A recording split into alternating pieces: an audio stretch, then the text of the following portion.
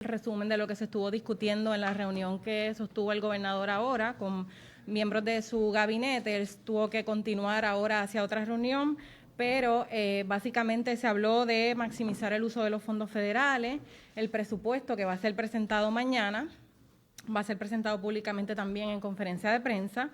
El proceso de vacunación, se está dando una actualización de los números. El secretario de Salud, Carlos Mellado, ahorita les podrá dar más detalles sobre eso. La prioridad también en cuanto a lo que es el proceso de vacunación, que sigue siendo los adultos mayores de 65 años y también la población de educación, maestros y personal no docente. El secretario de Salud también les va a poder hablar un poco de la cantidad de aumento en vacunas que va a estar llegando. En cuanto a las escuelas, el gobernador pues reiteró y ha sido claro, ¿verdad?, en el proceso de una apertura gradual y parcial de las mismas, tomando todos los protocolos. Para eso ha habido una mesa de trabajo que la secretaria de Educación, Elba Ponte, podrá también entrar un poco en más detalles, igual que el secretario de Salud.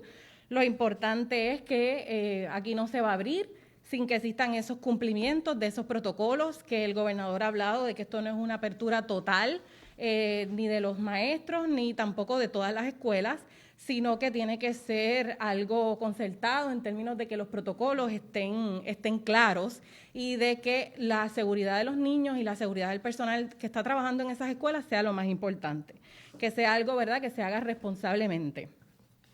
Pero la perfección no puede ser enemiga de lo posible, así que ya tenemos que ir preparándonos para esa reapertura porque no se puede seguir rezagando esa educación de los estudiantes. También el gobernador ha dicho, y el secretario de Salud, que nos estamos dejando llevar por lo que son las guías del CDC, por incluso el propio doctor Fauci, Joe Biden, el presidente de los Estados Unidos, que han expresado que la apertura de las escuelas, la Asociación Americana de Pediatras también, que la apertura de las escuelas los recomiendan, ¿verdad?, por la educación de los niños y también por la salud mental. Otro asunto que se trató y que por eso pues le hemos pedido que esté también aquí a FAF y el Departamento de Hacienda, es en cuanto a lo que ustedes escucharon el pasado viernes en la vista pública con la Junta de Supervisión Fiscal, en relación al proyecto de asistencia del Departamento de Educación. La secretaria les va a estar dando ahora más detalles sobre eso, pero es importante que sepan que el gobernador dio ya la orden de implementación. Los detalles de cómo se va a estar implementando pues los va a dar la secretaria y el apoyo que va a tener de parte de AFAF y de parte del Departamento de Hacienda. Así que voy a dejar a la secretaria para que explique un poco más sobre eso. Buenos días a todos, saludos. Vamos por partes. Nosotros, desde que comenzamos el 4 de enero, esbozamos un plan de acción para lo que es la apertura segura y ordenada de las escuelas de forma escalonada. Hemos identificado escuelas con potencial para poder abrir y partiendo de esa identificación, enviamos personal de OMEP y autoridad de edificios públicos a lo que es la rehabilitación y acondicionamiento de las escuelas. Estamos en la fase donde vamos a enviar un personal de nosotros, una comisión, con 2 checklists. Uno, para ver el acondicionamiento básico y validar la información que nos provee OMEP y autoridad de edificios públicos. Otro, para ver si tiene todo el protocolo establecido en el plan de contingencia y ese cumplimiento, pues cada ítem que hemos establecido en ese checklist que nos provee el CDC, pues esté en cumplimiento. Estamos en la fase donde vamos a estar orientando a los directores, a los alcaldes, para unar esfuerzos y hacer esta apertura de forma responsable. Como educadora y como madre, yo tengo en prioridad y el compromiso de que así sea. Nosotros vamos a comenzar lo que es la orientación a los niños con videos educativos. Vamos a comenzar a través de los directores a orientar a padres. Y este proceso va a ser un proceso flexible. Hemos logrado ya a este término vacunar junto al Departamento de Salud y la Guardia Nacional 12,000 384 empleados aproximadamente. Tenemos 55,000 empleados porque estamos incluyendo lo que son lo de las escuelas privadas. Nosotros en este plan de apertura que hemos definido, hemos establecido áreas de prioridad, como lo que es la infraestructura, lo que es la transportación, lo que es el reclutamiento de personal, lo que es el cumplimiento con el COVID, lo que es la orientación, lo que es el acondicionamiento. Y nosotros lo que queremos es tener una muestra representativa y darle esa oportunidad a esos niños, particularmente de kinder, segundo, tercero, educación especial y los de cuarto año. Vamos a estar proveyendo instrucciones a los maestros para que tengan alternativas combinadas y garanticen lo que es la continuidad del servicio. Así que en este tiempo hemos definido un plan, hemos desarrollado un plan y periódicamente semanal o cada 2 veces en semana nos estamos reuniendo con el equipo de trabajo. Hoy tengo reunión con la epidemióloga y con las personas de colegios privados. Estamos trabajando de la mano, estamos trabajando en equipo, estamos trabajando arduamente para que esto se dé, aunque sea una muestra representativa. Nosotros vamos a escuchar a las comunidades.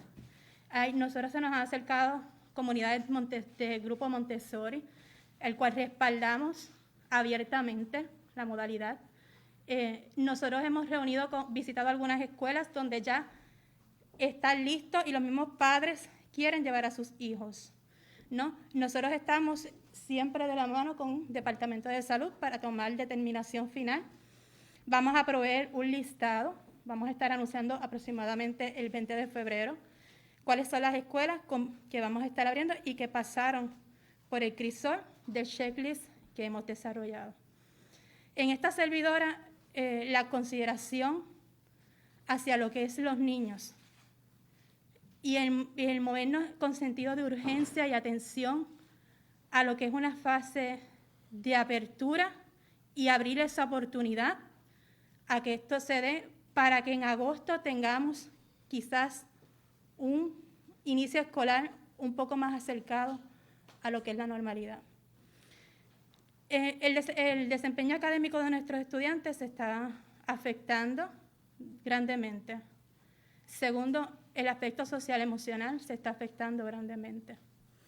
¿Qué estamos haciendo? Estamos preparando una probita de avalúo, de assessment, que se va a dar como una línea base para poder ver cómo están nuestros niños y atacar con problemas preventivos de horario extendido y de apoyo a nuestros estudiantes y familias. Estamos desarrollando para establecer un acuerdo colaborativo adicional con la Universidad Albizu, el cual es especialista en el área de psicología, para poder a nivel isla tener mayor impacto y establecer clínicas en el área de salud emocional, particularmente para el área sur. Lo que hemos encontrado en nuestras escuelas cuando llegamos es caótico, es crítico. No obstante, estoy muy satisfecha con la ejecución que ha hecho MEP en términos de reacondicionamiento de escuelas y vamos a validar la información de los números que nos están proveyendo. Si podemos abrir 5 escuelas y esas son las que cumplen, eso es lo que vamos a hacer. Si podemos subir la expectativa y abrir 10, 20, 30, eso es lo que vamos a hacer. Pero algo tenemos que hacer por nuestros niños. Algo tenemos que hacer por responder al llamado que nos están haciendo familiares. Tenemos familias que simplemente dicen, no voy a enviar a mi niño, no me siento segura, y eso es comprensible, yo soy madre y yo lo entiendo. Por eso vamos a ser flexibles en el proceso. Vamos a hacer todo de forma en consulta. Vamos a proveer alternativas de modalidad quizás asincrónica, porque sabemos que hay situaciones a nivel de isla, particularmente en el área sur. Quizás sean menos las escuelas que se puedan abrir, porque ustedes saben los daños graves que hay a nivel de infraestructura.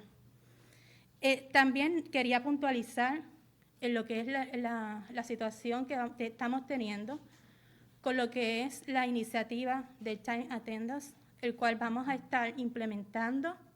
Nosotros, desde que llegamos, hemos desarrollado 3 comunicados hacia los empleados de la importancia de hacer los ajustes en D14.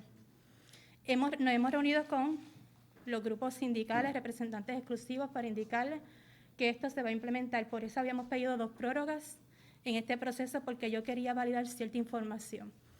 Y yo quería validar porque mi responsabilidad es como administradora, fiscal y también teniendo balanza el derecho del empleado. Y quería añadir alternativas adicionales en la parte de crear un centro de llamada donde los empleados puedan comunicarse y hacer cualquier reclamación, y de evidenciar esa reclamación podamos tramitarlo con Hacienda. También a nivel de región, crear unas mesas de trabajo donde puedan ir allí a presentar la evidencia si hay un descuento que se les realice y ellos tienen la evidencia.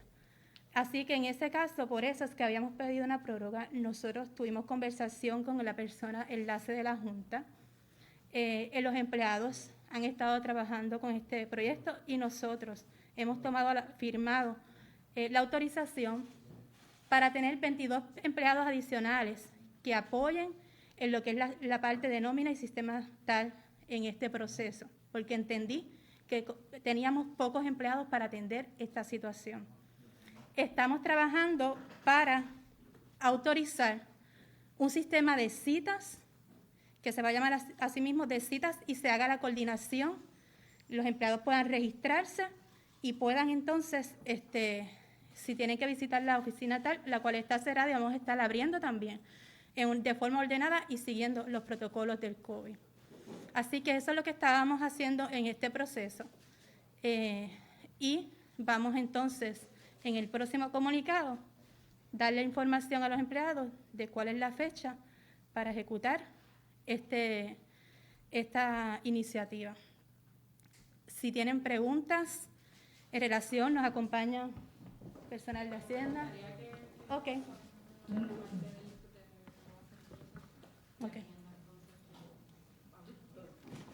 Adelante. Bueno, muy buenas tardes a todos. Gracias por estar aquí. Espero que todos se encuentren bien, al igual que su familia, dentro de lo que conlleva. Como bien señaló la secretaria de prensa, tanto el Departamento de Hacienda como la Autoridad de Asesoría Financiera y Agencia Fiscal va a estar apoyando al Departamento de Educación esta iniciativa. Y así ha sido desde el 4 de noviembre que comenzamos esta iniciativa. Una iniciativa sumamente importante. Como ustedes bien saben, el objetivo de esta iniciativa lo que busca es, ¿verdad?, es un objetivo dual.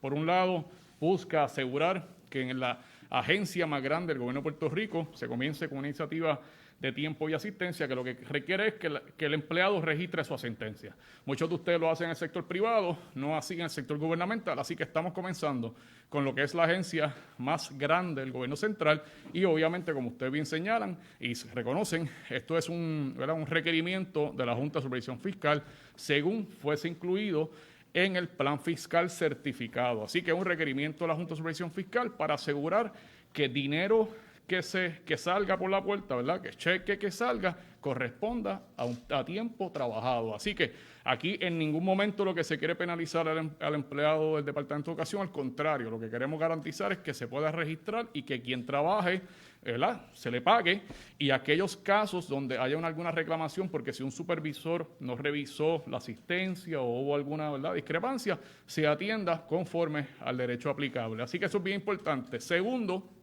creo que también tenemos que enmarcar esta discusión en la necesidad de tener un gobierno funcional. El gobierno de Puerto Rico, el gobernador ha sido enfático que necesita un gobierno funcional. Su programa de gobierno señala claramente que tenemos que tener un gobierno de excelencia y ese gobierno de excelencia también requiere que se utilicen los fondos públicos según manda la ley. Al final del día, los fondos públicos son fondos del pueblo, no son fondos del gobierno de Puerto Rico y por lo tanto se tienen que utilizar y desembolsar correctamente. La práctica que hemos visto por años, donde el Departamento de Educación y otras agencias han incurrido en pago a no necesariamente empleados inactivos, pues tiene que corregirse inmediatamente. Así que eso es parte del trabajo, eso fue parte de la discusión que se dio el pasado viernes durante la reunión pública de la Junta de Supervisión Fiscal y en la que el gobernador estaba presente y en la cual por primera vez la Junta nos señala que iba a implementar un mecanismo de clawback o un mecanismo donde iba a retener una cantidad alrededor de $30 millones en OGP, de forma tal de que se incentive y se complete la implementación de esta iniciativa tan importante para el plan fiscal y obviamente para la sana gobernanza pública, particularmente en el área fiscal. Así que en ese sentido, tanto la FAF como el Departamento de Hacienda va a estar apoyando a la Secretaria del Departamento de Educación a asegurar que se pueda finiquitar puntualmente esta iniciativa de conforme a los requeridos, pero de conformidad también al derecho aplicable a los empleados del Departamento de Educación. Gracias. Bueno, el director Marrero y la secretaria ya han dicho gran parte de esta iniciativa. El rol del Departamento de Hacienda, nosotros somos el custodio del sistema de recursos humanos del gobierno de Puerto Rico. En ese sentido, pues ya las interfaces a nivel técnico pues ya han sido completadas y sería recibir el archivo de parte del Departamento de Educación, ya un archivo preintervenido que se pueda tener una constancia razonable de la validez, ¿verdad?, de los datos ofrecidos en el mismo. Y como todo proceso, sabemos que no son procesos perfectos, pues tienen que haber los remedios concernientes tanto en el Departamento de Educación como en el Departamento de Hacienda. Nuestro compromiso es que todas esas personas que han trabajado para el Departamento de Educación, ¿verdad?, que han producido y que han cumplido con los distintos requisitos, que el Departamento de Hacienda asignara a llegar el pago y tratar de evitar lo que ha ocurrido en el pasado, que es que se desembolsaban fondos públicos a personas que no estaban laborando o activamente laborando ante el Departamento de Educación. Así que yo creo que es un paso en la dirección correcta, velando las finanzas públicas de Puerto Rico, también premiando al que trabaja, ciertamente, y desincentivando, ¿verdad?, el incumplimiento de parte de empleados que han estado recibiendo estos pagos sin estar activamente trabajando. Vamos a comenzar entonces las preguntas para los secretarios que están aquí disponibles. Sí, buenas tardes. Vamos a comenzar con Telenoticias. Una pregunta para la secretaria sobre este asunto del sistema de registro de asistencia. ¿Cuánto del pago ilegal o inmerecido a trabajadores del departamento ustedes atribuyen a una intención de defraudar y cuánto es producto de problemas del propio sistema de registro de asistencia? Nosotros, el número que tenemos, Guardiola, es el número general de 5.384 empleados. Ese número cambia periódicamente por cada quincena. Varía la estadística. Lo que queremos establecer es que ha bajado y que esto es una problemática que lleva 12 años aproximadamente, que inicialmente se trabajó lo que es el registro de ponche y luego se estableció lo que es la hoja de ajuste. Pero esa, como te digo, esa determinación de cuánto está en un lado y cuánto está en otro, no sería responsable en establecerlo. Le pregunto porque el gobernador ha dicho que quienes hayan incurrido en esa práctica de manera intencional tendrían que devolver el dinero y se habla de una cantidad de cerca de... Inicialmente se habló de $80 millones en una década, pero se habla ahora de cantidades de cerca de los $30 millones, 27, 28 millones. Ese ejercicio lo haría la agencia, lo haría el Departamento de Justicia. ¿Qué sucedería en ese caso? Bueno, nosotros estamos trabajando con un Departamento de Hacienda y el ejercicio va a ser a través del Departamento de Hacienda. Lo que se va a establecer es como si fuera un descuento, emite la comunicación y se establece un descuento automático. Se va a dar un periodo para la reclamación, esa reclamación se trabaja, llega a Hacienda y si la reclamación es válida, se hace lo que es la parte de desembolso. Si no es válida, pues entonces se mantiene en efecto el descuento realizado. Si quiere abundar. Independientemente de la razón por la cual se hizo el pago. Sí, importante que importante señalar que el hecho de que una persona no haya hecho una acción afirmativa, que haya cometido fraude para recibir estos fondos, pues no lo excusa de tener que devolver cualquier compensación no devengada. Hay personas, por ejemplo, una categoría de fraude, pues una persona que toma acciones afirmativas para en efecto vencer los protocolos y recibir el pago. Hay otras personas que inadvertidamente reciben los pagos. En ambas instancias se debería devolver esos fondos. El Departamento de Justicia, ¿verdad?, determina de tiempo en tiempo cuáles casos pues se deben ventilar a nivel criminal, pero en cuanto al Departamento de Hacienda, la gestión de cobro debe ser a toda persona que haya recibido un pago indebido, aunque lo haya hecho adrede o inadvertidamente. Bueno, continuamos con Noticel. Gracias. Sí, buen día. Es que quiero retomar el asunto del clawback de los 30 millones porque estoy un poquito confundida. En la reunión del viernes, la Junta presentó una presentación muy concreta y ustedes están hablando en términos generales. Yo quisiera, si podemos ir punto por punto, porque presumo que ustedes le dieron esa presentación, ¿no? El de la Junta de Control Fiscal habla de 46 millones que se podrían perder en lo que creo que es en este año fiscal. Habla de un número específico de empleados. Y lo otro es, si esto lleva 13 años, yo tengo que pensar que ya se han identificado algunas personas y decir esto que justicia va a decidir cuándo interviene. Lo concreto es, uno, de cuántos empleados y empleadas estamos hablando. Dos, cuántas acciones concretas ha hecho tanto el Departamento de Hacienda, AFAF y Educación para procurar recuperar este dinero.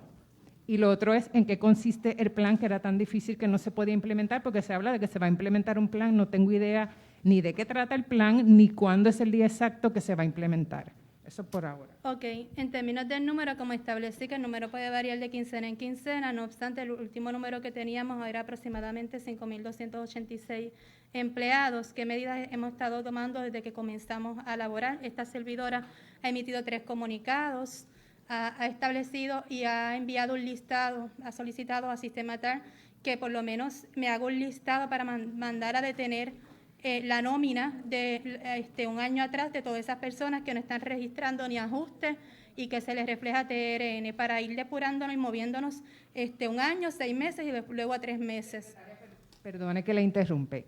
5.384 empleados son ¿qué? Maestros y maestras que cobran y no deben estar cobrando. Son empleados, no necesariamente son educadores porque tenemos empleados de comedor escolar, tenemos conserje, tenemos administradores, tenemos nivel central. ¿Cuál es el perfil de la persona que consistentemente cobra sin trabajar? ¿Hay algún perfil o tampoco hay algo más específico que no sea empleados genéricos? Pudiéramos mandar a hacer un estudio sobre eso. Nosotros todo lo que podamos hacer para tener un mejor análisis y la comparación es muy, ¿verdad? Es muy bueno que lo podamos ejecutar.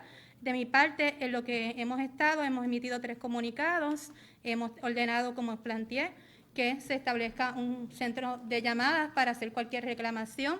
Hemos ordenado que se haga un sistema de citas y vamos a continuar orientando sobre este asunto. Vamos a estar orientando a la empleada de comedor, vamos a estar orientando a los conserjes en términos de cuál es el proceso para, ¿verdad?, registrar la asistencia y utilizar la D14 por si hay alguna duda sobre eso. Esas son las medidas, ¿verdad?, asertivas y proactivas que estamos tomando.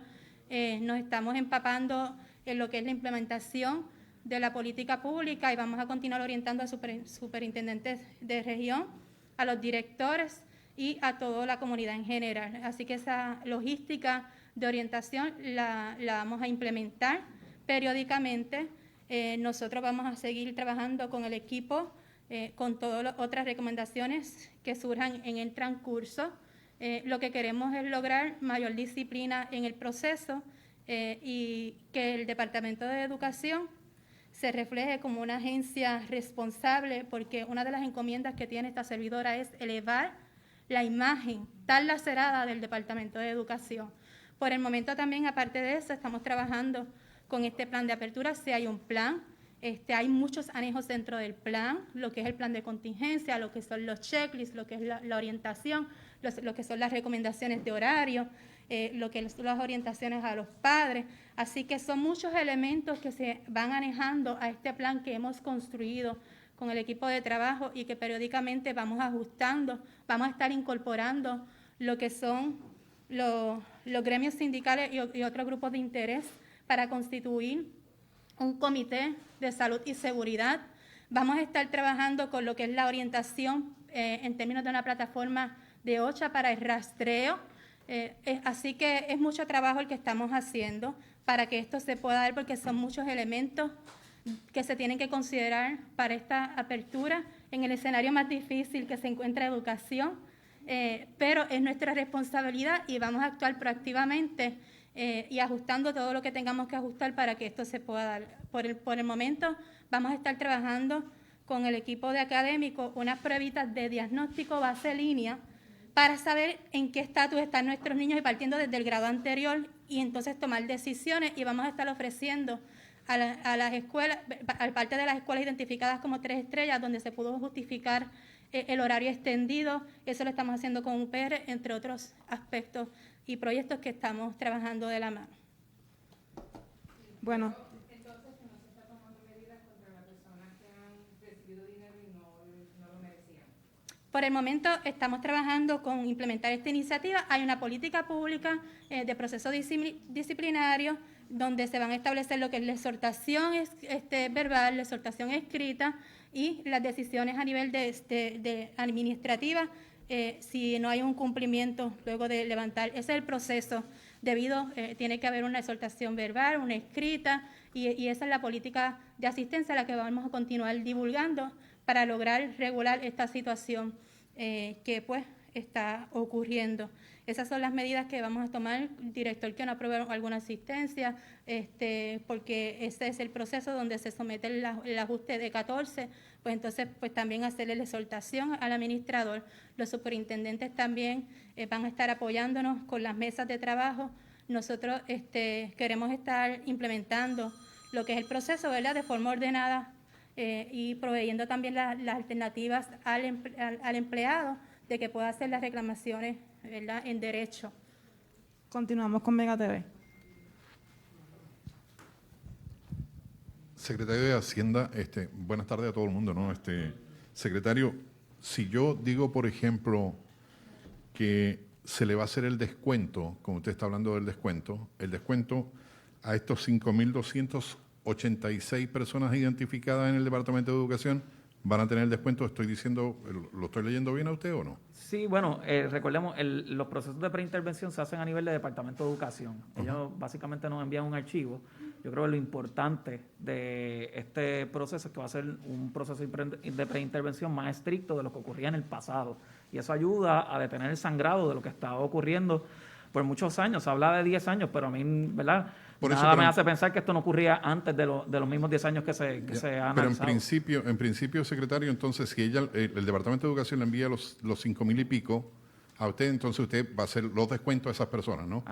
Y los que entiendan que tiene que reclamar, reclaman. Claro, eso exactamente. Le aperciben unos derechos a cualquier persona que no se le haya dado el pago por los servicios que haya rendido, que es, ¿verdad?, uno de los asuntos que más le ocupa a la secretaria, establecer unos mecanismos de reclamación y de apelación a esas determinaciones para poderle hacer el pago a aquellos que hayan sido identificados como personas que no hayan dado los servicios y hayan recibido el pago, que es igual de importante honrarle los derechos a estas personas como fiscalizar también. Así que sí, el archivo va a venir con una información que nos va a permitir a nosotros restringirle cualquier pago que se sospeche como indebido dentro de unos procesos y unos protocolos sin una determinación final, porque hay un proceso de apelación que se le debe dar a las personas involucradas. ¿Y eso empezaría en marzo? Eso empezaría ya el Departamento de Educación ha estado trabajando y nosotros esperamos en las próximas semanas recibir los archivos ya con estos procesos más estrictos, que entiendo es la parte más importante de lo que está manifestando la Secretaría de Educación. En el pasado no se hacían estos procesos más estrictos. Resultó en pagar a personas que no estaban devengando ingresos por eso. Ahora la secretaria está tomando unos pasos afirmativos para parar el sangrado. ¿Qué vamos a hacer para atrás? Son asuntos que ella va a estar determinando con su equipo de trabajo, cómo lo van a manejar, esos procesos de investigación de índole administrativa, cualquier referido que haya que hacer a personas que estén en clara violación de la ley intencionalmente, y hará lo referido a las autoridades correspondientes. Sin embargo, lo importante es que hoy el Departamento de Educación va a ser más estricto a la hora de decirle al Departamento de Hacienda a quién le va a pagar por los salarios devengados. Y a usted, secretaria, una cosa bien cortita, y disculpen que la saque un no poco se del tema por eso precisamente lo seguí con él por eso, pero hablando con la gente de la Asociación de Maestros, dicen de que pues ellos cuestionan el nombramiento del subsecretario porque es altamente politizado, precisamente con una persona que sea comisionado electoral de una organización política venga a ser subsecretario de Educación. ¿Usted ha planteado este asunto con su jefe, en este caso, con el gobernador y en esta discusión? Con el gobernador no he hablado sobre ese asunto porque pues yo soy la que tengo la autoridad para hacer el nombramiento. Yo evalué varios resúmenes que recibí. No estoy discriminando a nadie por asuntos políticos. Lo que sí soy muy clara es en establecer que en nuestra agencia se tiene que tratar a todos por igual, que nuestro estilo de trabajo va a ser uno de apoyo a cada uno independientemente y fuera de líneas partidistas, porque no es permitido en el Departamento de Educación. Y en este caso el profesor pues tiene 21 años de experiencia, había trabajado en nivel central, es profesor, y por eso pues le dimos la oportunidad. No obstante, que usted asume la responsabilidad del nombramiento de él, ¿no? Yo asumo la responsabilidad y nosotros, como todo el equipo de trabajo, nosotros vamos a estar evaluando periódicamente ejecución. Y el que no responda a una ejecución al 100% y el que no responda a la política de trabajo de nosotros va a recibir la carta de retirarle lo que es la confianza. Así que en esa manera estamos evaluando. Ya hemos identificado algunos que no veo que ejecutan de la manera que nosotros queremos que trabajen y vamos a estar emitiendo la comunicación. Nosotros lo que hicimos fue ir ocupando las plazas vacantes. Yo no hice cambios drásticos porque para mí era prioridad lo que es la continuidad del servicio, máxime que estamos en un tiempo crítico. No obstante, persona que no ejecute es un puesto de confianza y lo vamos a estar removiendo porque tengo un banco de talentos en mis manos y el cual he evaluado. Seguimos con Foro Noticioso. Bueno, ya queda preguntar al secretario de Salud. Secretario, quería que me abundara sobre la orden que usted firmó o va a firmar para el proceso de vacunación. ¿Cuáles son los problemas que está enfrentando en estos momentos? Pues mira, en la tarde de hoy, primero que todo, buenas tardes a todos.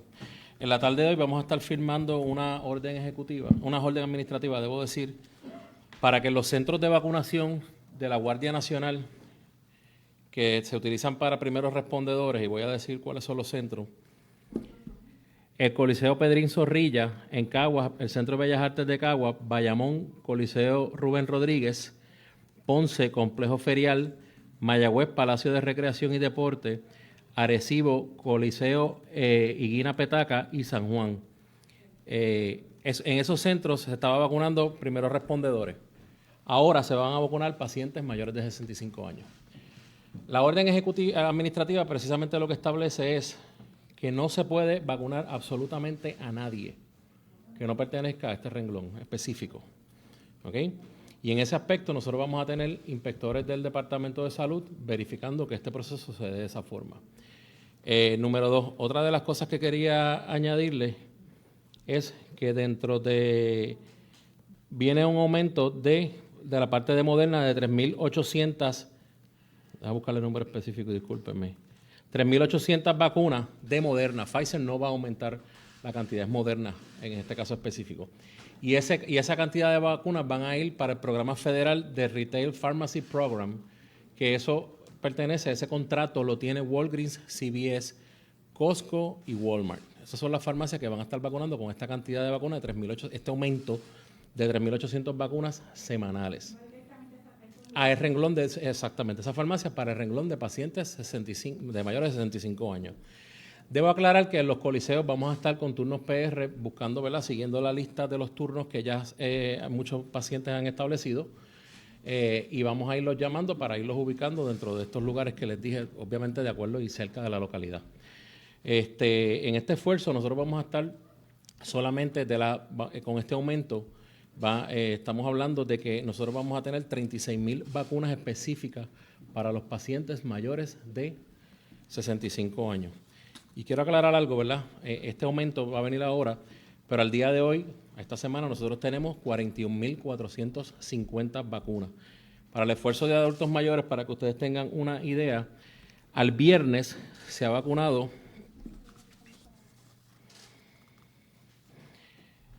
en la población de Long Care Facility, 15,816 de los 1,147 centros de vacunación. La Guardia Nacional comenzó el miércoles pasado a vacunar los 178 centros, ¿ok?, de vacunación y continúa en ese esfuerzo, que son centros de vacunación que no pertenecen al contrato de cuidado prolongado. ¿Ok? También vacunamos el 100% de los centros de discapacidad intelectual que tiene el Departamento de Salud, en los 7 centros Calle, Ay Bonito, Bayamón, Río Grande, Ponce, Vega Baja y Aguadilla. Y también el Colegio de Médicos continúa con el esfuerzo de vacunar pacientes encamados que no pertenecen a ningún programa. Y en ese esfuerzo ya el Colegio de Médicos lleva 1,792 pacientes. Y eso es difícil porque hay que ir casa por casa. O sea que recapitulando, vamos a continuar con los esfuerzos de los adultos mayores, los coliseos que le dije, nuestros 255 centros de vacunación a través de toda la isla. A eso se le va a añadir el esfuerzo de los Retail Pharmacy Program, que fue las farmacias que le dije, Walgreens, CVS, Costco y Walmart, ellos van a vacunar con unas 6.800 vacunas adicionales que van a venir. Perdóname, 3.000, espérate, que me acaban de enviar el número. Discúlpeme. 6.800. Es un aumento de un 32%. Semanalmente, correcto, sí. Pero eso va a venir a través de un contrato nacional, ¿ok? Contrato nacional que el CDC, a nivel de todos los estados, ellos contrataron directamente con el CDC y ese aumento de Moderna va a llegarles a ellos directamente. No pasa por aquí, no pasa, pero es un esfuerzo que ciertamente nos va a incorporar y sigue siendo para pacientes mayores de 65 años. ¿Y cuáles de esas 6.800 vacunas representan alrededor de unas 35 vacunas específicas? No. Incluyendo el esfuerzo que tiene el Departamento de Salud, o sea, incluyendo los Long Term Facility, incluyendo ese programa de los Retail Program, incluyendo los 255 centros que tiene el Departamento de Salud y añadiéndole los coliseos que tiene la Guardia Nacional que van a ser para personas mayores de 65 años. ¿Ok? Entonces, con esas vacunas adicionales, cambia la proyección que usted tenía, ¿no? Porque entonces se había dicho que no se cumplía antes de verano, pero entonces ahora tiene más vacunas. Recuerda que esta población tiene específicamente 600.000 vidas, ¿verdad? Y ciertamente todavía faltan un montón de pacientes en Puerto Rico. O sea, nosotros seguimos, todavía no hemos visto el aumento que viene de las vacunas que el presidente ha dicho que va a dar. Esto simplemente fue un pequeño aumento que se nos dio de Moderna, pero obviamente todavía falta Pfizer, todavía faltan un montón que eso va a venir. Pero ciertamente yo siempre he sido bien claro, nosotros continuamos siempre dando los números puntuales de cuánto nosotros hemos vacunado hasta el día de hoy. En otros esfuerzos, ¿verdad? Me gustaría también que entendieran, la cantidad de vacunas que se nos han traído a nosotros a Puerto Rico, 459.150, que estos fueron al viernes, obviamente, no tengo el número de hoy, de las cuales se han distribuido 366.785. Y voy a recapitular este punto que es bien importante. En los profesionales de la salud, que fue la fase 1A, nosotros vacunamos un 90% de esta población. ¿Okay? Fueron 110.000 en esta fase. Continuamos con Walgreens, que lleva 18.530 de la primera dosis, 679 centros de 1.147 centros que ya ha atendido de cuidado prolongado. Siguen siendo pacientes también, ¿verdad?, en su defecto mayores de 65 años. CVS, que solamente tuvo 7 centros, pues terminó vacunando 540 nada más. También otro esfuerzo que hace el Departamento de Salud, desde enero nosotros comenzamos, esto lleva tiempo, pero en enero intensificamos, basado en la orden ejecutiva del señor gobernador, las pruebas de COVID por todos los municipios. En el mes de enero hemos hecho 15.000 pruebas de antígenos en diferentes municipios de la isla. Todas las semanas tenemos de 3 a 4 actividades, hasta más.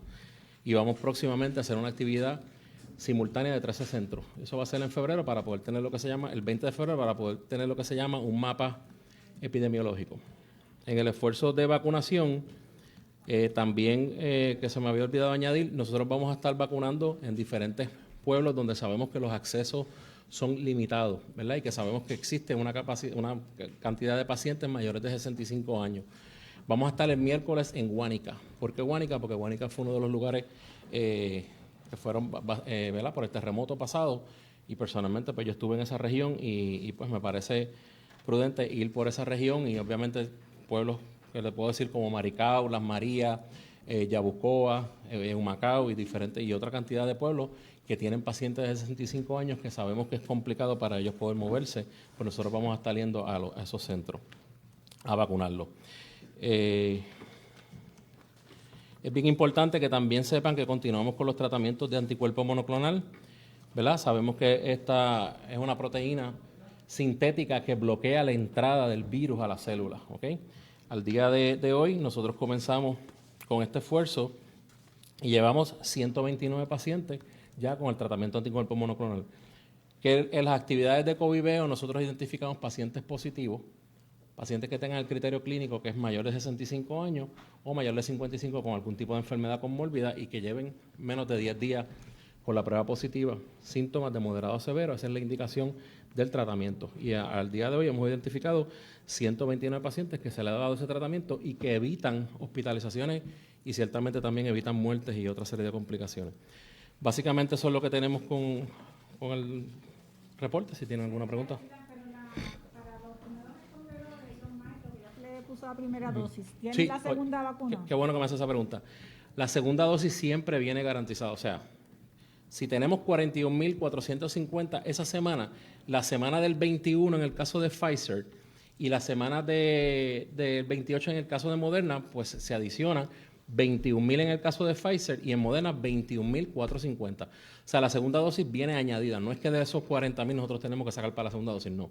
Es una cantidad añadida. Secretario, antes de que porque como hay el tema de regreso a clase, Sí. quería saber cómo usted concilia el informe del Sistema Municipal de Investigación de Casos y Rastreo, que plantea básicamente que regresar a las clases convertiría a las escuelas en focos de contagio de COVID por un par de razones que ellos dan. El asunto de que el rastreo está con un rezago de 5 días y que estos son personas, los estudiantes, en su mayoría asintomáticos cuando están positivos y que eso pues podría propender a nuevos brotes. ¿Qué le parece?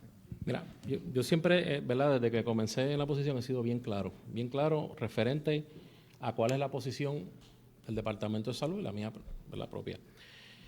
Para que se abran las escuelas tienen que haber una serie de condiciones específicas, ¿verdad? Y esas condiciones específicas van desde niveles de contagio, van desde % que se va a abrir la escuela, va también la protección personal y que exista un ambiente específico dentro del plantel para que se abra la escuela.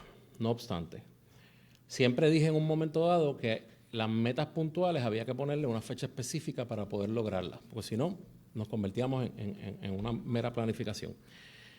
En cuanto a eso, hay varias personalidades en el mundo hablando de esto. Estamos hablando de que, por ejemplo, el doctor Fauci habla de la necesidad del CDC ampliar el protocolo de cara a una reapertura de las escuelas, porque no estamos vislumbrando nutrición, que es otro factor también salubrista. No se está evaluando psicológico, enfermedad mental, ¿verdad? No se está hablando tampoco de depresiones en los niños. Basado en eso, también hay, por ejemplo, el estado de Nevada decidió abrir las escuelas porque tenía un % de adolescentes que se estaban suicidando. Eso otro contexto. Eso obviamente en Puerto Rico, ¿verdad? No me malinterpreten. Lo que estoy diciendo es lo que uno escucha en otros países. En Valencia también se habla de esto. Ciertamente todos concluyen lo mismo, igual que la Asociación Americana de Pediatría establece unas guías puntuales específicas para la apertura de las escuelas, basado en que también ellos hablan de depresiones en los niños y de poca interacción ¿verdad? Con su entorno psicosocial. Y yo quiero ser bien responsable en esto, quiero ser bien responsable y bien puntual. Sí es cierto que en todas las escuelas, de hecho, que una de las cosas que te dice el estudio es que nosotros estamos conectados, las escuelas públicas, las privadas todavía faltan y estamos en ese esfuerzo, conectados a lo que se llama el bioportal.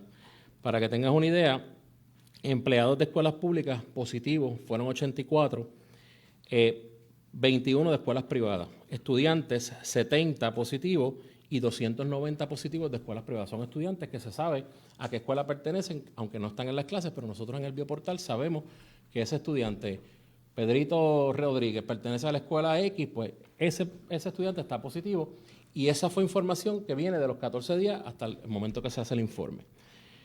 No obstante, nosotros tenemos que sopesar las dos cosas que te dije.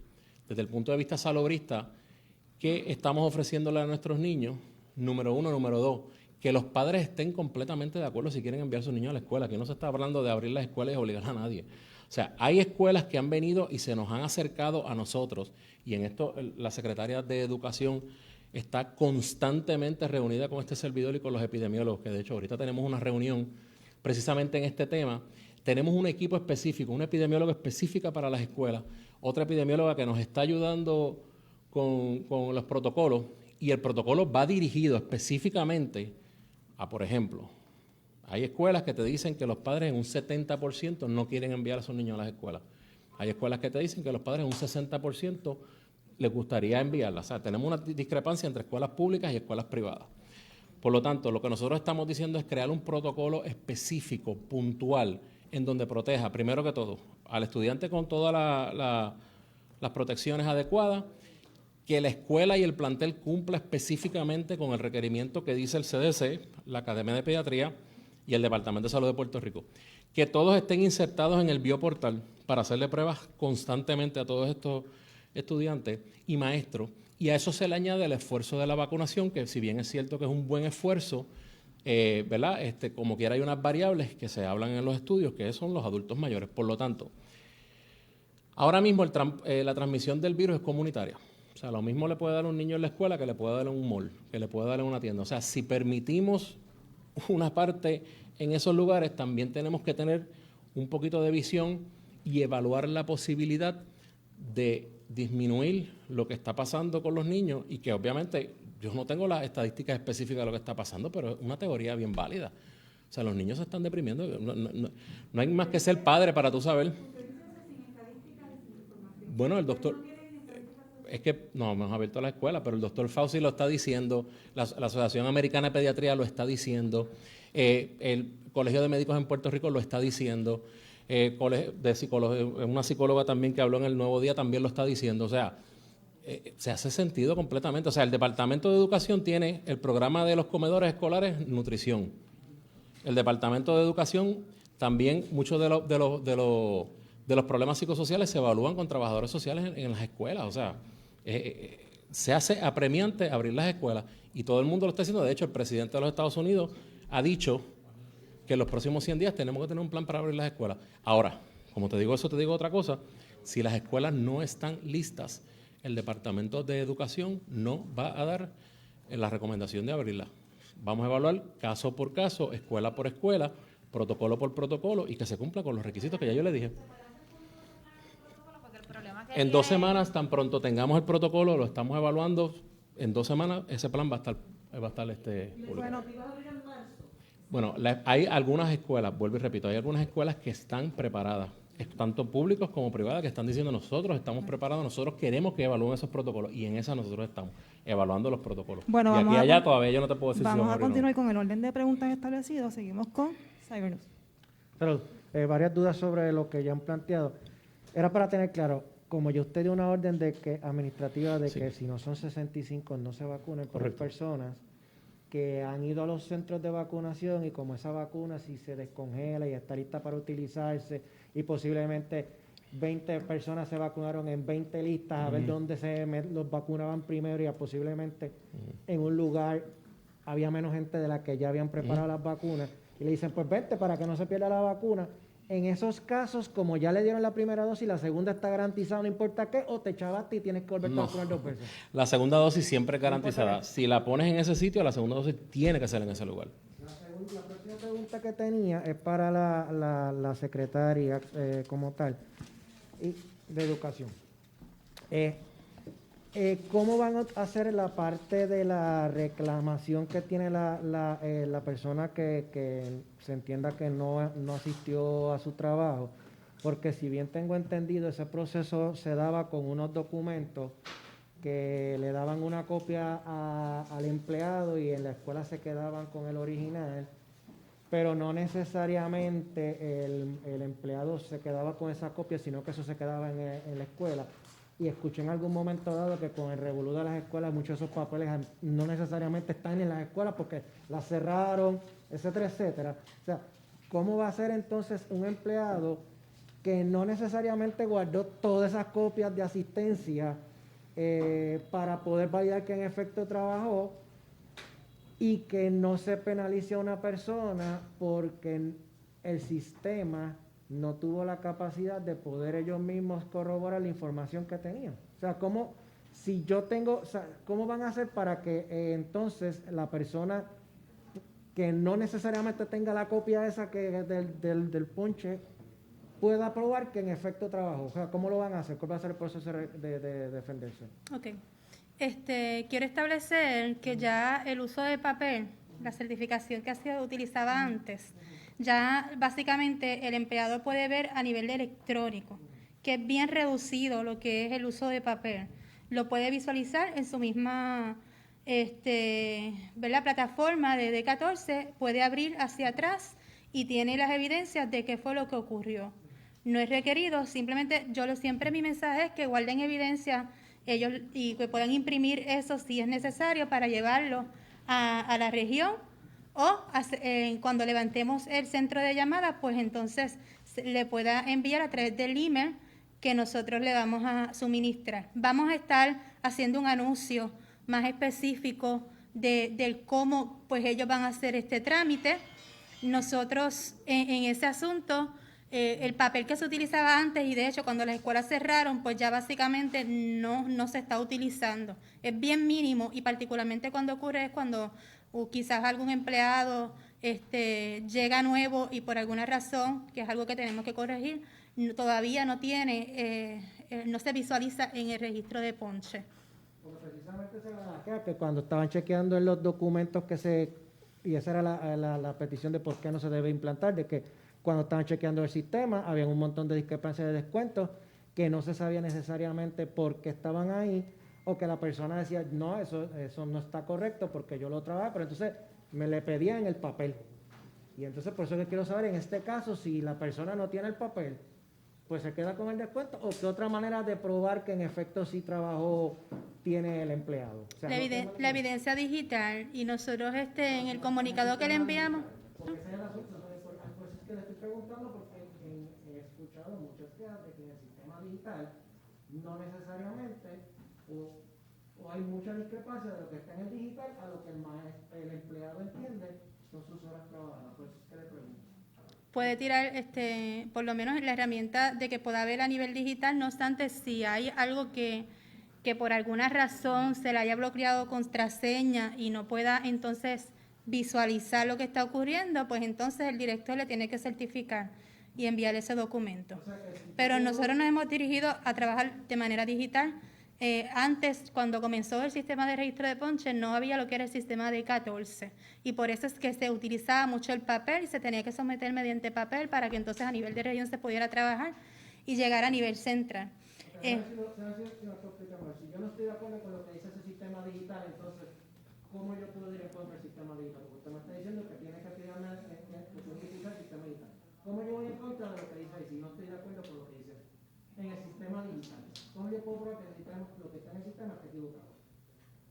Bueno, con la evidencia de que estuvo registrando, porque se puede ver entonces el código que tiene establecido y con una certificación del director es suficiente también.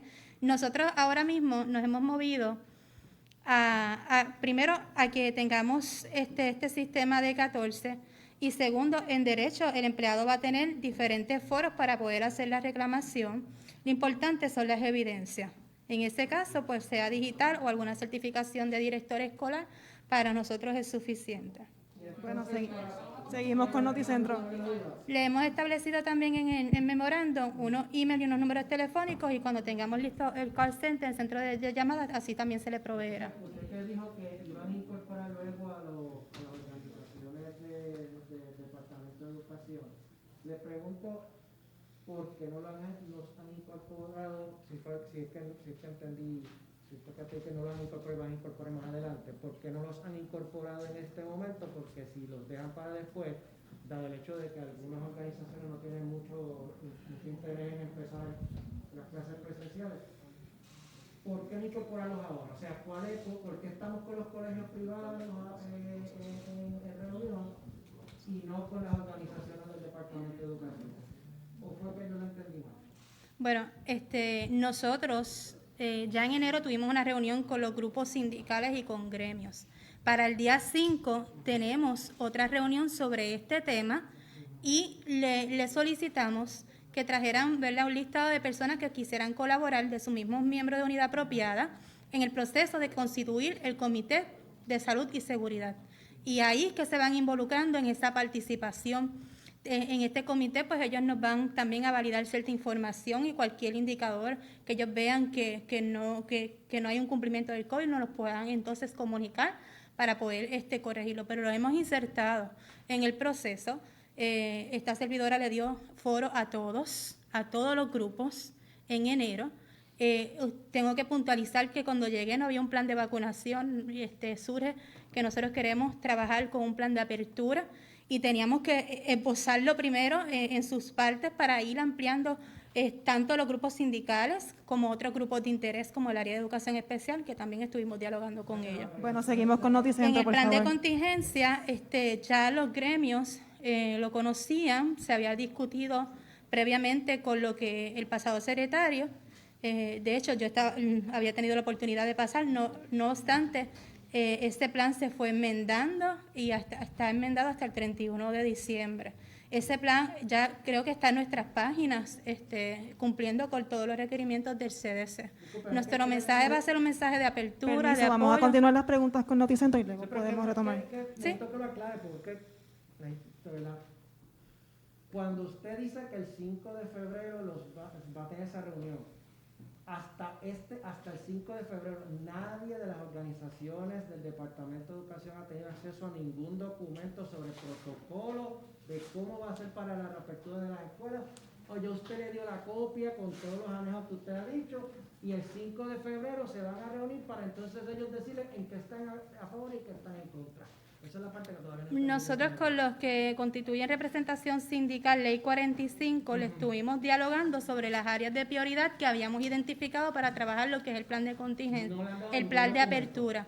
El documento que ellos tienen ahora mismo en acceso es el plan de contingencia y ya no, porque no, sería irresponsable circular un documento sin pasar por una edición, ¿verdad? Por un proceso, pero sí tuvimos la oportunidad. Bueno, nosotros se lo vamos a poner para que entonces ellos abunden sobre ello. Estamos en tiempo. Nosotros, esto se trata de sumar. Esto se trata de colaborar. Esto es un asunto serio. Y nosotros somos unas personas, ¿verdad? En este estilo, mi persona se caracteriza por ser una persona de apertura, por ser una persona de diálogo, por buscar el consenso y incorporar lo que es la participación activa de todos los grupos. Esto lo que hace es fortalecernos. Y nosotros hasta todos los medios de comunicación les soltamos que nos apoyen en llevar el mensaje. Se trata de la educación de nuestros niños. Se trata de que estamos viviendo un momento histórico y que queremos brindar ese acceso y ese apoyo a todos ellos. Así que yo le voy a pedir encarecidamente que nos ayuden a divulgar cuando sean las fechas de apertura. Bueno, permiso, vamos a seguir la orden de preguntas. Secretaria.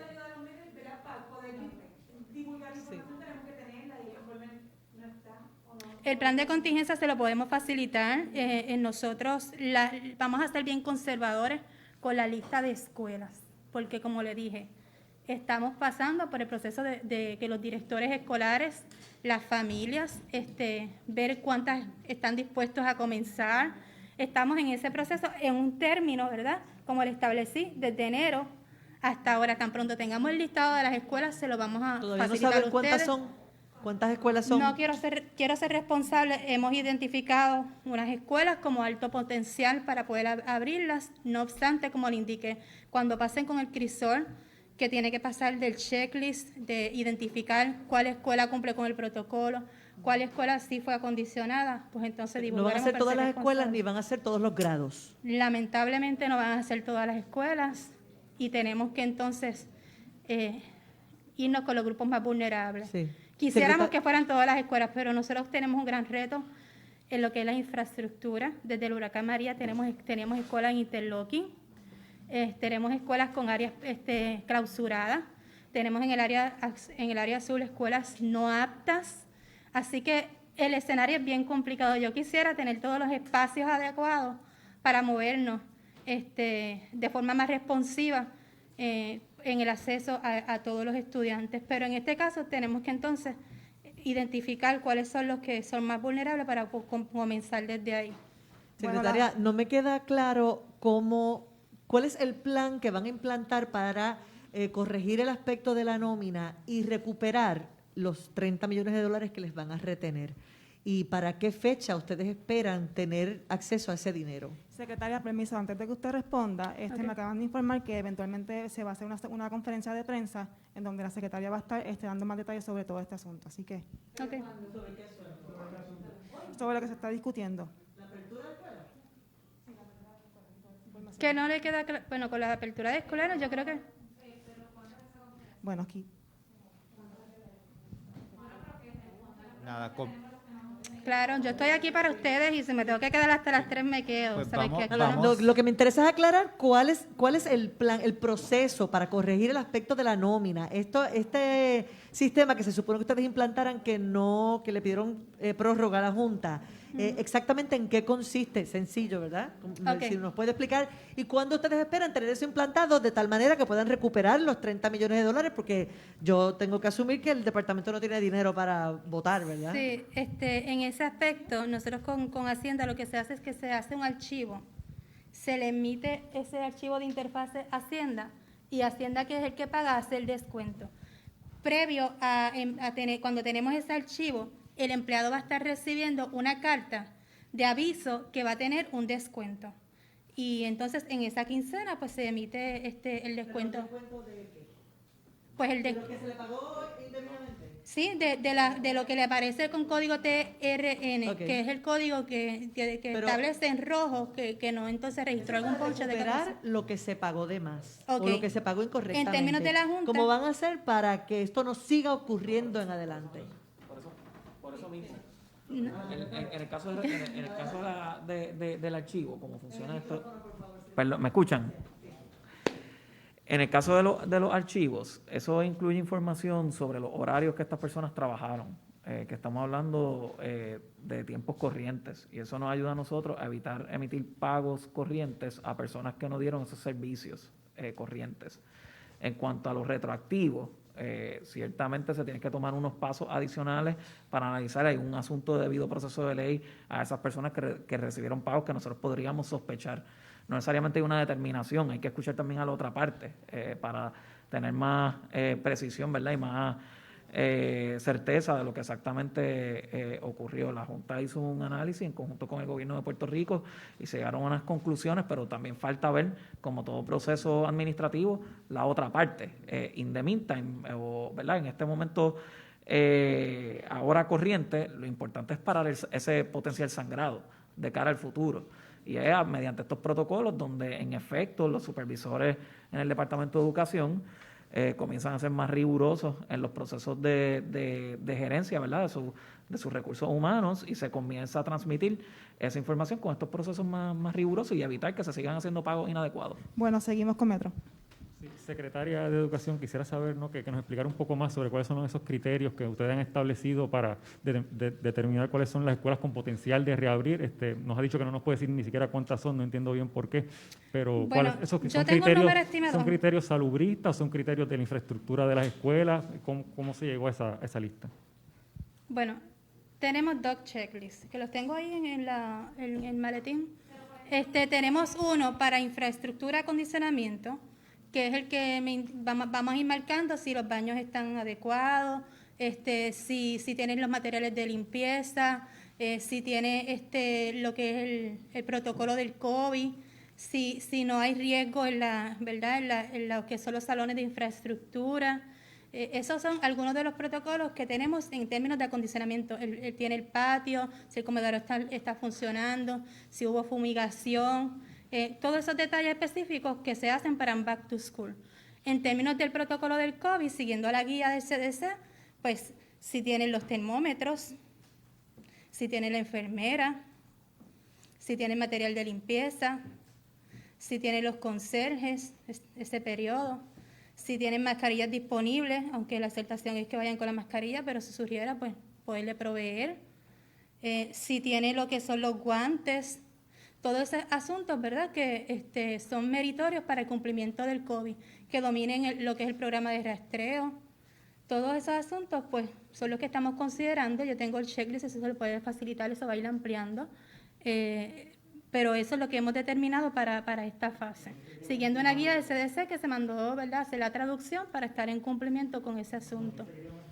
Sí, mira, nosotros identificamos 172 escuelas con alto potencial para poder abrir, pero de esas 172 escuelas yo tengo que validar que cumplan con los dos aspectos que tuve que mencionar y que pase con esa certificación de lo que es el cumplimiento del COVID y lo que es infraestructura. Si no me cumplen, no vamos a emitir la autorización para que abran, porque yo tengo que proteger el bienestar de esos niños, yo tengo que proteger el bienestar de esos empleados.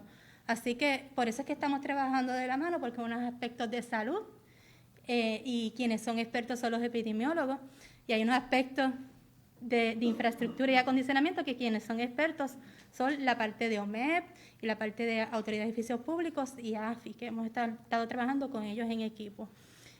Así que son escenarios que estamos evaluando. Nosotros estaremos anunciando las escuelas que sí están listas y que en esta fase los directores están trabajando de forma proactiva con la facultad para poder hacerlo. Seguimos con primera hora. Pero, secretario, usted habló también de que usted tiene una muestra representativa. No me quedó claro de a qué se refería con eso antes de decidir cuáles escuelas salirían. Y también quisiera saber si, ¿verdad?, hablan de que los estudiantes, pues, será voluntario, una decisión de los padres ir a la escuela. En el caso de los maestros, ¿tendrían algún tipo de opción para no acudir si no se sienten seguros? En la conversación que vamos a tener con los gremios vamos a dialogar, ¿verdad?, sobre la fecha que se van a estar convocando algunos empleados. Sobre la muestra representativa. Que esa es condición laboral. ¿Ah? Sobre la muestra representativa. Sí, al menos una por municipio, pero puede variar porque en Culebra tenemos una escuela, ya están vacunados y esa escuela, si está preparada, va a comenzar. Quizás en Las Marías el potencial de riesgo o los números del COVID están más bajitos, pues vamos a movernos ahí. Son varios aspectos que estamos teniendo en consideración para esa determinación y basado en la recomendación que entonces nos dé salud. Seguimos con primera hora. Secretario de Salud, me gustaría saber si la cantidad de vacunas para el personal escolar sería entonces de cerca de 12.000 ahora que 12.000 semanales. Para aclarar, esto no es pregunta, pero para aclarar, de esas 172 escuelas, supongo yo que son escuelas Montessori. ¿Cuántas son escuelas Montessori? Ahora mismo, aproximadamente, pero no quiero, son como 55 escuelas Montessori, pero ahora mismo hay unas 10 escuelas que habíamos hablado, de hecho yo el jueves voy a estar visitando con la Secretaría de Montessori algunas de esas escuelas. Ok, y recordando, ¿verdad?, porque usted había dicho, los que estarían comenzando presencial son estudiantes de kinder, primero, segundo, tercero y cuarto año y algunos de educación especial. Son los que estamos contemplando como los más vulnerables y los que queremos atender. Quisiéramos atenderlos a todos, pero la realidad es otra, también por la situación que estamos viviendo. Ok, entonces quisiera saber, ¿se ha obtenido algún tipo de recobro? ¿Se ha recobrado algo de estos empleados que cobraron de manera irregular?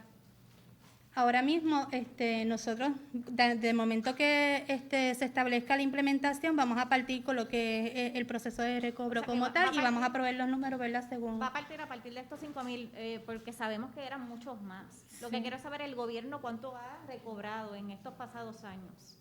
No tengo la data para poderte proveer y sería irresponsable si te diera un número. Sí, usted dijo que va a hacer una serie de despidos a personas a las que ya no le tiene confianza. ¿De cuántas personas estamos hablando? ¿Cuándo va a emitir esas cartas?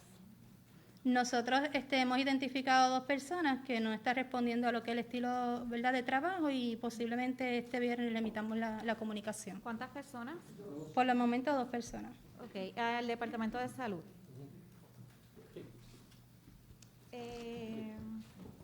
Es que quisiera que aclarara el asunto de las vacunas, diera bien ese desglose, porque sí mencionó que se han vacunado ok,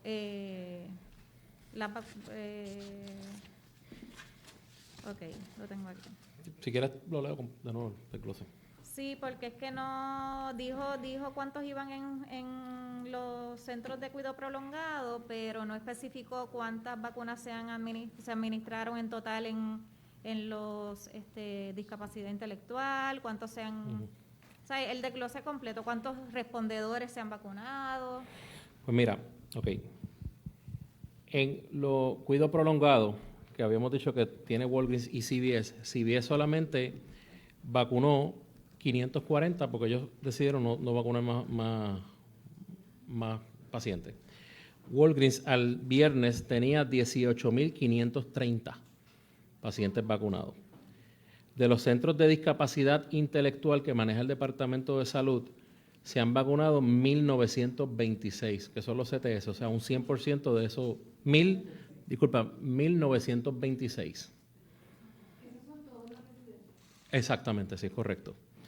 La égida, la Guardia Nacional está vacunando, había comenzado el miércoles a vacunar, que eran 178. ¿Ok? Égidas, perdóname. Égidas, ellos comenzaron el miércoles. Al día de hoy creo que llevaban 5 o 6, no estoy seguro. Vacunas en total no lo tengo, pero te puedo averiguar el dato. Ok, de los profesionales de la salud, que era la fase 1A, se han vacunado 110,000, o sea, el 90% de esta fase. ¿Ok? Sí, pacientes, sí, correcto. De los respondedores, llevamos 45,000 primeros respondedores. Y de los pacientes encamados, que esto es una fase que el Colegio de Médicos está haciendo, y esto es casa por casa, son pacientes que no pertenecen a ningún programa. Al viernes tenían 1.792 pacientes. ¿Okay? De las escuelas públicas y privadas, llevamos 16,100 pacientes vacunados, maestros vacunados. 16,100. Y de los adultos mayores, o sea, de los 65 plus, llevamos 5,225. Perdóname, 50,225, discúlpeme. Deben recordar que nosotros llevamos 2 semanas y un día, el día de hoy. Esto fue hasta el viernes, a la fecha de 2 semanas. ¿Ok? Bueno, pues seguimos con el nuevo día. La cantidad total de vacunas, primero dijo 459,000. Es correcto. Sí, te lo voy a buscar ahora.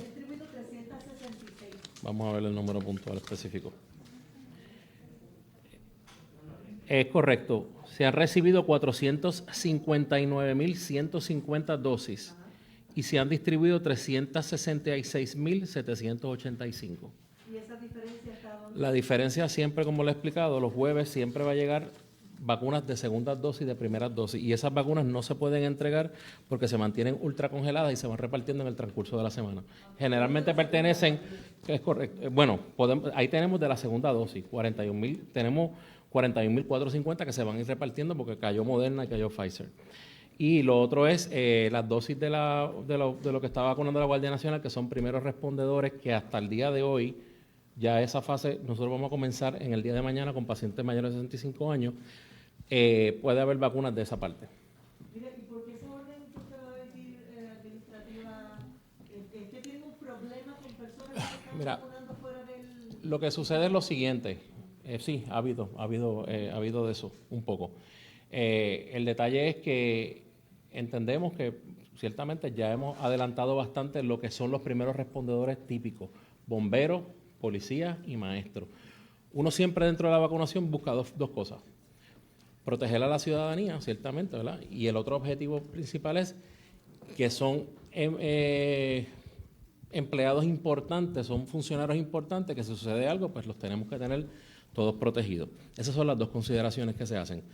Entendemos que se hace apremiante seguir más adelantando la fase de los pacientes mayores de 65 años y por eso tomamos la decisión. Bueno, continuamos con el nuevo día. Me gustaría precisamente, anclado en esa pregunta, Sí. secretario, que precisara cuáles son los problemas que ustedes han confrontado, porque trasciende de lo de la Comisión Estatal de Elecciones e inmediatamente se da la orden administrativa. ¿Es que ustedes tienen constancia de que han habido más agencias o personas que no merecen en este momento la vacuna y en efecto la han recibido? Mira, nosotros siempre, nuestro departamento, ¿verdad? La parte investigativa recibe confidencia. O sea, y qué bueno que me hace esa pregunta porque quiero hacer una exhortación en cuanto a eso. Ciertamente, hay 2 tipos de situaciones que pueden ocurrir. La situación que se planteó al principio, tú tienes, por decirte, un número, 20 citados y de momento te llegaron 15, pues te van a sobrar 5 vacunas.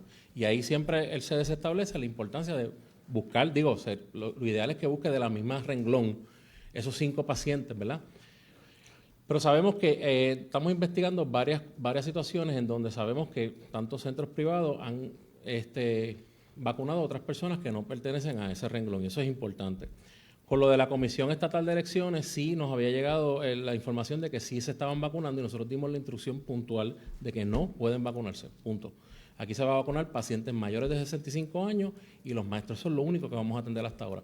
Se han atendido 45,000 primeros respondedores, vamos a detener esa fase y vamos a continuar con los pacientes mayores de 65 años. Reitero la pregunta, ¿qué otras agencias, si alguna, usted recibió la misma información? Nosotros estamos investigando todos los casos. Todavía no te pudiera decir porque no quiero entrar en eso, pero sí estamos investigando cada uno de los casos. ¿Qué penalidad, si alguno, qué responsabilidad se impone cuando ocurre esto? Estamos evaluando eso, pero de plano te diría que se arriesgan a no seguir vacunando, a quitarle el número de proveedores. Pero estamos evaluando todas esas vertientes. Recuerda que esto es algo nuevo, esto es algo totalmente que surge ahora. En el caso de la comisión, ¿habrá algún tipo de sanción, si alguna? Estamos evaluando todas las vertientes. Me gustaría saber, mencionó lo de las sobrantes. En esos casos, ¿cómo lo manejan? Porque ¿cómo ustedes distinguen que en efecto sobraron tantas y era meritorio dárselas a X, Y, Z versus otras personas que tenían? Lo que pasa es que el Bayer te da para 5 dosis, ¿verdad? Si en efecto, ahora que nosotros tenemos lo de turnos PR, si en efecto, o también la lista, porque recuerda que nosotros establecimos turnos PR, ¿por qué? Porque se sale de control la cantidad de personas que se querían vacunar. Había centros que tenían 25,000 personas en una lista, había centros que tenían 1,500 personas. Por lo tanto, decidimos controlarla y nosotros enviarle el turno a todos estos pacientes que se van a vacunar. También lo hicimos por la segunda razón de que muchos pacientes estaban yendo 3, 4 centros a la misma vez para reservar un espacio. Y eso, pues, basado en eso y en otras consideraciones, pues quizás, por ejemplo, del Bayer te sobren 2, 3, 4 dosis por decirte algo específico. Pues entonces lo que se tiene que hacer es buscar un paciente del mismo renglón para vacunarlo en ese momento. Tengo preguntas para educación.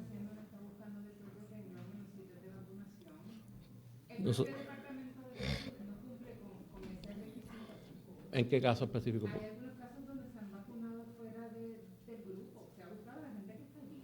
Por eso, pero específicamente en el Departamento de Salud, ¿en qué caso específico? Porque eso me gustaría saberlo.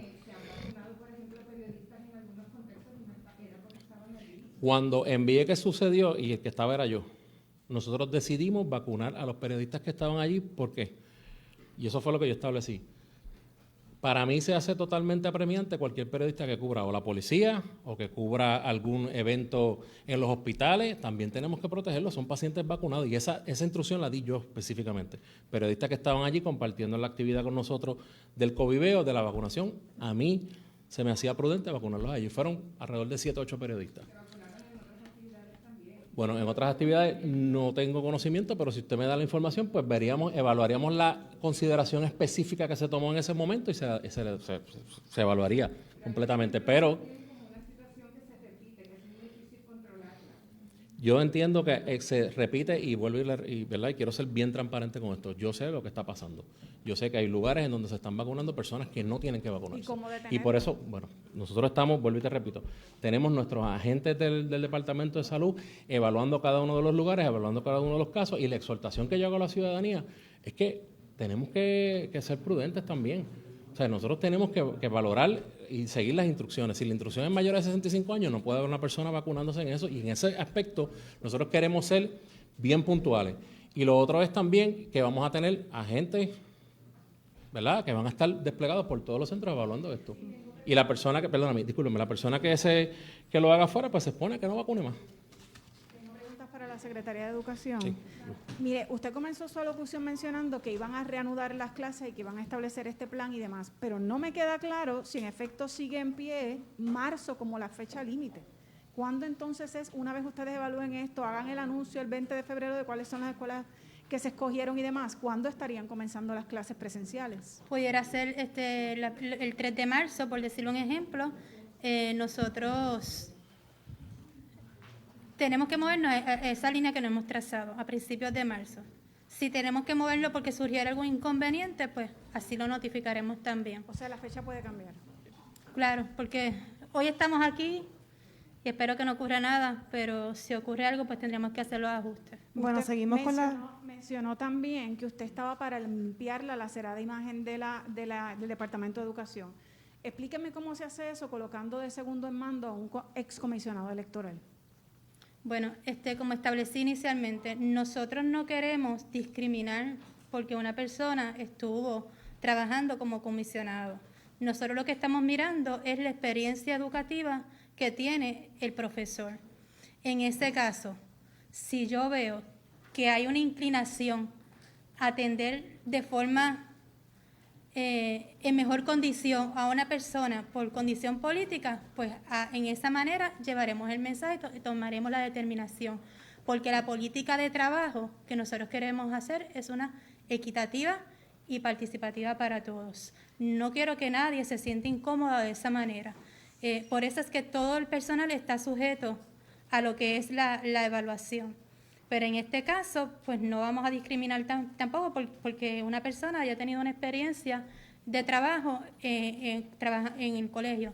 Nosotros, en esta servidora, no se caracteriza por trabajar con la politiquería. Sí me caracterizo por ser una persona que está en bienestar de los niños, como una maestra que ha carecido también de tiza y papel, y que tengo esa conexión con la comunidad, y desde esa perspectiva, con la experiencia de educadora y con las experiencias de exposición de administrativa, es que vamos a estar trabajando por el bienestar de nuestra niñez. Bueno. Pero todas las medidas que tengamos que tomar, no meramente con él, sino con todos los empleados que tengamos en puestos de confianza. Así que ese va a ser el mensaje, estaremos muy pendientes. Si recibimos alguna queja, pues se trabajará el asunto. Y como digo, todos están en evalúo diariamente y periódicamente. Continuamos con el vocero. Sí, gracias. ¿Para cuándo ustedes esperan completar la vacunación de maestros, maestras, personal docente, escuelas públicas y privadas? Según la línea de tiempo, si sigue corriendo, ¿verdad?, la disponibilidad de vacunas, pudiéramos tener al 18 de marzo los 55,000 empleados, esto incluye los de pública y privado, pudiéramos tenerlo, pero nos vamos a mover de acuerdo a disponibilidad de vacunas y de lo que se ajuste a través del Departamento de Salud. Vamos corriendo bien con los números, no obstante, yo tengo que ser responsable en decir que dependemos de cuántos recibamos y si tenemos que hacer un ajuste para atender las poblaciones que se han identificado como más vulnerables. El hecho de que haya maestros y maestras que se hayan vacunado o no se hayan vacunado en una escuela, ¿es factor en la lista de las escuelas que van a reabrir o no? No está condicionado porque hay personas que no se van a poder vacunar por situaciones de salud o por creencias religiosas, por algún asunto. Y esa parte no está condicionada. El llamado es que dupliquen lo que es los mecanismos preventivos que realmente los empleados que están trabajando el día de hoy en los escenarios es lo que están llevando: distanciamiento, uso de mascarillas, lavado de manos. Continuamos con San Juan Daily Star. Usted comentó sobre el estado deplorable en que encontró estos planteles y es un poco como si hubieran llegado aquí en paracaídas, ¿no? Y usted ha estado parte del sistema y los que están en la administración también.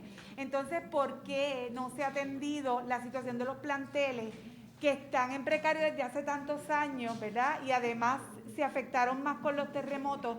¿Por qué no se ha atendido eso antes en vez de llegar ahora y decir, ay, estos planteles están como si nunca los hubieran visitado? Bueno, nosotros asumimos la responsabilidad y la autoridad para, ¿verdad?, emitir instrucciones a partir del 4 de enero y vamos trabajando desde ahí hacia adelante. Sabemos que hay unos factores que han incidido en esto, ¿verdad?, lo que es los sismos, lo que es el huracán María y todo, y ahora mismo pues el cierre de las escuelas por un tiempo prolongado pues también pone una condición más difícil en lo que son los hongos o todo lo que tenga que ver con las estructuras y el ambiente de las escuelas. No obstante, nosotros dimos una instrucción, le dimos una meta, le dimos un listado a las personas correspondientes y, ¿verdad?, ellos tienen que ejecutar de acuerdo a lo que nosotros les hemos trazado y vamos a monitorear que eso sea así. Nosotros sí encontramos escuelas con patios altos, sí encontramos, como yo tenía conocimiento, las escuelas con las estructuras dañadas, particularmente en el área sur por los sismos. Estas escuelas habían sido inspeccionadas, ahora mismo FEMA está reinspeccionando, un 66% de las escuelas han hecho esa reinspección. Hay unos trabajos que van a tomar tiempo porque hay unos procesos burocráticos. Lo que es la construcción de escuelas, lo que es la rehabilitación de esas escuelas, va a conllevar una planificación mayor, un estudio de los terrenos que se estaba haciendo, ¿verdad? De cuán vulnerables son y cuál no. Nosotros vamos a ir atendiendo y en el presupuesto hemos puesto un tema como el existente, que lleva años y que no fue, ¿verdad?, un tema por causa de huracán María, sino de falla de construcción, lo que eran las columnas cortas. Hemos puesto en el presupuesto para que se pueda atender, esperemos que la Junta nos los apruebe para atender esa situación también. Así que yo quisiera tener una varita mágica y poder resolver y tener una escuela con el mejor ambiente. Lamentablemente, a nivel de país, y eso es una de las cosas que queremos que se pueda trabajar, es que los procesos sean de forma más ágil, siguiendo lo que es el requerimiento. Así que yo creo que para eso hay que legislar y hay que promover legislación o revisión de reglamentos en la agencia para entonces ser más proactivos. Lo que no hemos encontrado es que los procesos pues FEMA es bien riguroso para poder desembolsar un dinero. Sabemos que hay una situación fiscal, sabemos todo eso, pero nosotros tenemos que movernos para proveer lugares con acceso a la educación. Esa es nuestra responsabilidad. Bueno, continuamos con San Juan Daily Star. Es una pregunta sencilla y es básicamente seguimiento al compañero de Cybernews, que es en cuanto a, usted ha mencionado de que se ha reunido con las organizaciones y los sindicatos para atender los asuntos, ¿verdad?, que atemperan, ¿verdad?, al Departamento de Educación. No obstante, precisamente en el día de ayer, ellos denunciaron de que de parte de usted, secretaria, no han recibido planes algunos y que están exigiendo con urgencia a que se atiendan asuntos como lo que es el sistema de asistencia, como lo que es el asunto de su base salarial, que la reconsideren, y hasta un asunto como lo que es el plan de regreso a clases. Es contradictorio quién está aquí mintiendo, quién no, porque pues... Bueno, en términos de la paga, que bueno que lo traes para el maestro transitorio, desde las primeras semanas que llegué, emití que se estableciera el listado y se comenzaran los trámites para poder hacer ese desembolso a esos maestros transitorios. Eso, pues, realmente yo espero que se pueda hacer antes de junio. Si se puede emitir en otra fecha con antelación, así se comunicará.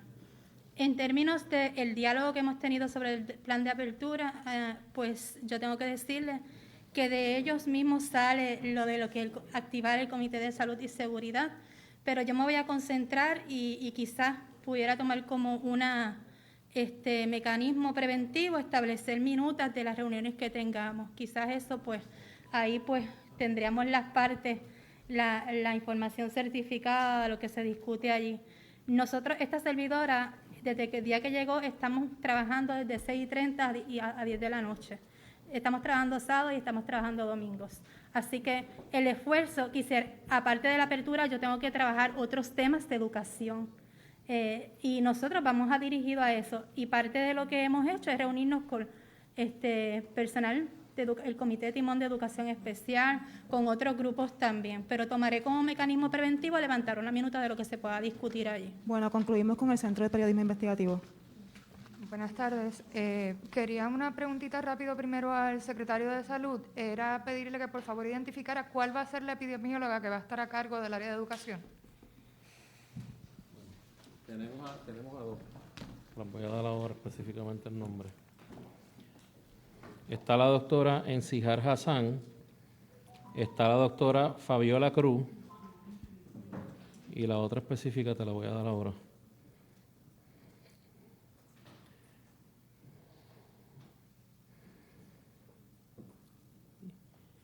Y está la doctora Wilmary de Jesús.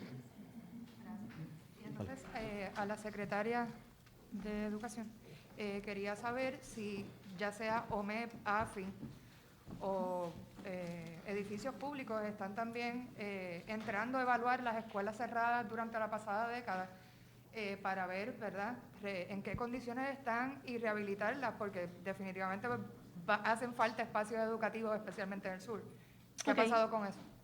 Tengo que decirle que esta servidora nace también que para el área azul específicamente se puedan evaluar todas las alternativas. Y tengo hasta fotos, ¿verdad?, porque envié un grupo a tomarme fotos de esas escuelas que están en desuso y trabajar con lo que es obras públicas, ¿verdad?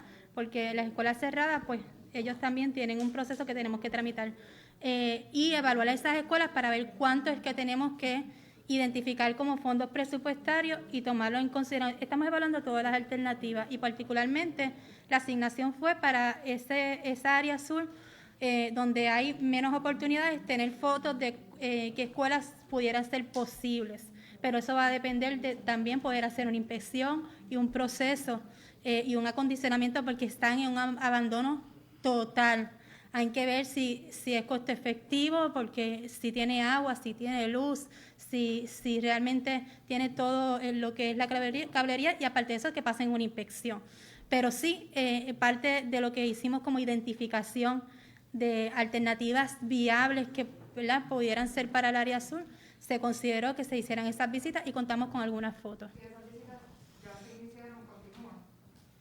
Ya se iniciaron y esta servidora va a estar en el área azul haciendo un recorrido por diferentes áreas y poder entonces palpar también lo que ellos nos han traído como una alternativa. Bueno. También durante el viernes, durante la reunión de la Junta, uno de sus miembros, Antonio Medina, propuso que se declare un estado de emergencia en la educación. ¿Usted entiende que esa medida es extrema o que eso de algún modo puede facilitar que se acelere el reacondicionamiento, por ejemplo, de las infraestructuras y, ¿verdad?, y cumplir con todos los protocolos de COVID, etcétera, que hacen falta para retomar las clases presenciales? Es algo de lo que estuvimos discutiendo y lo que estuvimos planteando en el grupo. Si tengo que firmar alguna orden administrativa que pueda agilizar el proceso, así lo haremos, pero eso lo hemos considerado en el tema de diálogo como tal. Si eso agiliza el proceso, lo estaríamos emitiendo para que el gobernador firme esa orden. Bueno, muchísimas gracias. Damos por terminada la conferencia.